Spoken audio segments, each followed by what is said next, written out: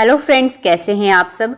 ये बताने के लिए कमेंट में जय श्री कृष्णा ज़रूर लिखें। फ्रेंड्स, आज की इस वीडियो में हम जानेंगे कि जो 28 अक्टूबर को चंद्र ग्रहण लगने जा रहा है वो कब लगेगा, उसकी सही टाइमिंग क्या है, ज्योतिष शास्त्रों के अनुसार किस टाइमिंग से गर्भवती महिलाओं को नियमों का पालन करना शुरू कर देना है, खास करके भारत की गर्भवती महिलाओं को। और ये ग्रहण कहाँ कहाँ दिखाई देगा और ग्रहण के समय गर्भवती महिलाओं को क्या सावधानियां रखनी है और सूतक के टाइम पर गर्भवती महिलाओं को क्या सावधानियां रखनी है, सूतक कब लगेगा, पूरी जानकारी आपको इसी एक वीडियो में मिलेगी।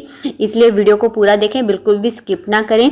बिना टाइम वेस्ट करते हुए हम आपकी वीडियो जो है वो स्टार्ट करते हैं ताकि आपको अच्छे से जानकारी मिल सके। तो चलिए फ्रेंड्स, वीडियो स्टार्ट करते हैं। देखिए, साल 2023 का आखिरी चंद्र ग्रहण 28 अक्टूबर को लगने जा रहा है, जिस दिन शरद पूर्णिमा की रात है। 28 अक्टूबर की रात लगने वाला ये चंद्र ग्रहण भारत में भी दिखाई देगा, इसलिए भारत की गर्भवती महिलाओं को ग्रहण के नियमों का पालन तो करना ही है। साथ ही में सूतक काल जो है, उसी समय से जब सूतक काल लगेगा तब से सूतक काल के नियमों का भी पालन करना है। इसलिए आप ये बात ध्यान में रख लें कि भारत में ये ग्रहण लग रहा है, इसलिए सूतक काल भी मान्य होगा। अब बात देखते हैं कि ये चंद्र ग्रहण कब लगेगा और कहाँ कहाँ दिखाई देगा। देखिए फ्रेंड्स, भारत में शनिवार 28 अक्टूबर को लगने वाला खंडग्रास चंद्र ग्रहण भारत में दिखेगा। इसके अलावा ये ग्रहण अटलांटिक महासागर, हिंद महासागर, पश्चिमी और दक्षिणी प्रशांत महासागर, अफ्रीका, यूरोप, एशिया, ऑस्ट्रेलिया, दक्षिण अमेरिका के पूर्वी उत्तरी भाग में भी दिखेगा। और फ्रेंड्स, ये ग्रहण पाकिस्तान में भी, नेपाल में भी, श्रीलंका, ऑस्ट्रेलिया, भूटान, चीन, जापान में भी ये ग्रहण पूरी तरह से दिखाई देगा। ये सूर्य ग्रहण जो है अश्विनी नक्षत्र और मेष राशि में लगेगा।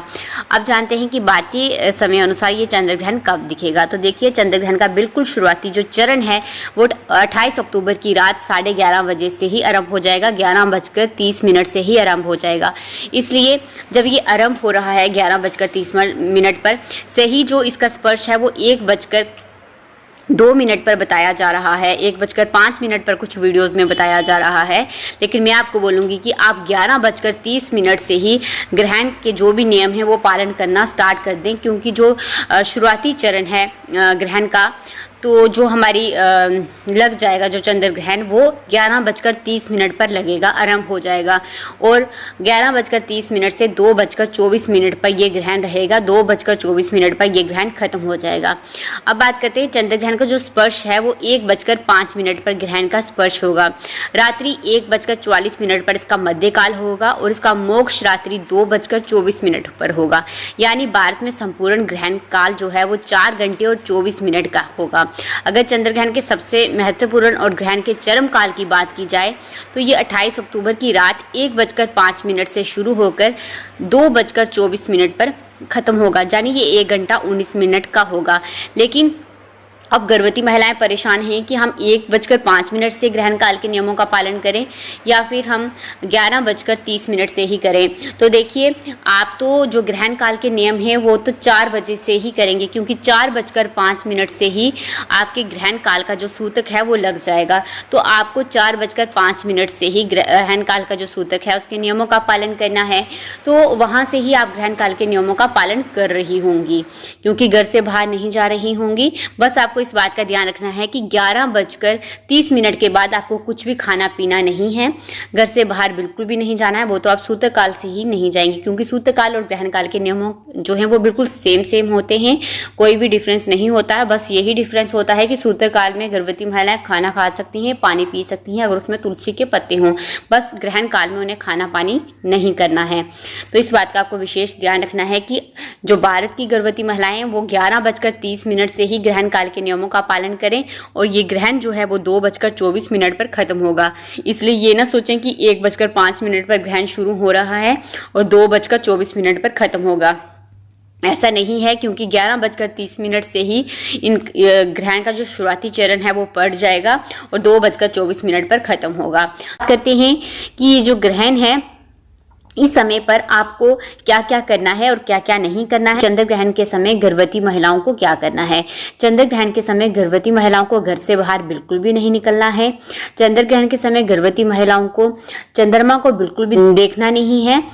आप जिस रूम में बैठी हैं उस रूम में जो भी दरवाजे के कर्टेन्स हैं, विंडोज़ के कर्टेन्स हैं, उनको आगे कर दें ताकि आप चंद्रमा को सीधे ना देखें, क्योंकि इस समय पर आपको चंद्रमा पूरी तरह से दिखाई देगा अगर आप विंडो ओपन करके रखेंगी। इसलिए आप कर्टन्स आगे कर दें, उस रूम में बैठें जहां पर बाहर की रोशनी आप तक ना पहुंचे। ऐसा करने से आप ग्रहण काल की जो भी नकारात्मक किरणें हैं उनसे आप बची रहेंगी और आपके गर्भ में पल रहा बच्चा भी सुरक्षित रहेगा। दूसरा काम, आपको सूतक काल से ही ग्रहण के समय पर भी और सूतक काल के समय से ही आपको नुकीली चीज़ों का इस्तेमाल बिल्कुल भी नहीं करना है। तेज़ धार वाली चीज़ों का इस्तेमाल नहीं करना है, जैसे चाकू, कैंची, सुई, पेन, पेंसिल, ये सब चीज़ें आप इस्तेमाल ना करें। इन चीज़ों का इस्तेमाल किन चीज़ों में होता है, जैसे कटिंग करना, चॉपिंग करना, वेजिटेबल्स को कट करना, तो ये सारे कार्य इस समय पर वर्जित होते हैं। इसलिए आपको सब्जी काटना, छीलना, ये सारे कार्य बिल्कुल भी नहीं करने हैं। ऐसे कार्य करने से गर्भ में पल रहे बच्चे के अंगों पे जलने या फिर कटने के निशान देखने को मिलते हैं। किचन में गैस जलाना, चूल्हा जलाना, आग जलाने वाले काम जितने भी होते हैं वो सारे काम आपको ग्रहण काल और सूतक काल दोनों ही समय से बिल्कुल भी नहीं करने हैं। सूतक काल में भी ये कार्य वर्जित माने जाते हैं और ग्रहण काल में भी ये कार्य वर्जित माने जाते हैं। सूतक काल से ही गर्भवती महिलाओं को घर से बाहर नहीं निकला है। सूतक काल जो है, ग्रहण काल जब खत्म होगा उसके साथ ही सूतक काल खत्म होगा। और ग्रहण काल में गर्भवती महिलाओं को ना तो कुछ खाना है और ना तो पानी पीना है। और सूतक काल में गर्भवती महिलाएं खाना खा सकती हैं, पानी पी सकती हैं। जब सूतक का टाइम होगा उस समय पर आप खाना भी खा सकती हैं, पानी भी पी सकती हैं। लेकिन जैसे ही ग्रहण लग जाएगा उस समय पर गर्भवती महिलाएं ना तो खाना खाएं और ना तो पानी पिएं। इससे आपके गर्भ में पल रहा बच्चा पूरी तरह से सुरक्षित रहेगा। लेकिन आपको विशेष सावधानी ये रखनी है कि सूतक काल में जब आप खाना खा रही हैं या फिर पानी पी रही हैं, उसमें तुलसी के पत्ते ज़रूर होने चाहिए। ऐसा करने से आपका जो बना हुआ खाना पानी है वो शुद्ध रहेगा, जिससे आप ग्रहण काल में के बाद भी खा पाएंगी। अगर ग्रहण खत्म हो जाता है उसके बाद जो आपका खाना ग्रहण काल में भी पड़ा हुआ था, बचा हुआ खाना था, अगर उसमें आपने तुलसी के पत्ते नहीं डाले हैं तो उस खाने को आप ग्रहण काल के बाद नहीं खा सकती हैं। आपको फ्रेश बनाकर ही खाना होगा। और अगर सूतक काल में आप खाना पानी करना चाहती हैं तो उसमें तुलसी के पत्ते ज़रूर डालें, तो ही आप खाना पानी अपना करें। सूतक काल लगने से पहले ही आपको तुलसी के पत्ते तोड़ देने चाहिए, क्योंकि जब सूतक लग जाता है उसके बाद तुलसी के पत्ते तोड़ना भी वर्जित माना जाता है। सूतक काल से ही आपको पूजा पाठ करना बंद कर देना है। मूर्तियों को छूना वर्जित माना जाता है। इस समय पर कोई भी शुभ कार्य करना वर्जित माना जाता है सूतक काल से ही। सूतक काल में मंदिर के जो कपाट हैं वो बंद हो जाते हैं। इसलिए गर्भवती महिला अपने रूम में ही बैठकर मंत्रों का जाप करें, भगवान का स्मरण करें और जो भी आपके इष्ट देव हैं उनका लगातार आप स्मरण करें। ऐसा करने से अब ग्रहण काल से और सूतक काल में जो भी नकारात्मक किरणें होती हैं उससे आप पूरी तरह से बची रहेंगी और आपके गर्भ में पल रहा बच्चा पूरी तरह से सुरक्षित रहेगा। आपको ग्रहण काल में और सूतक काल में अपने पास एक नारियल ज़रूर रखना है। पेट पर गेरू का लेप कर दें।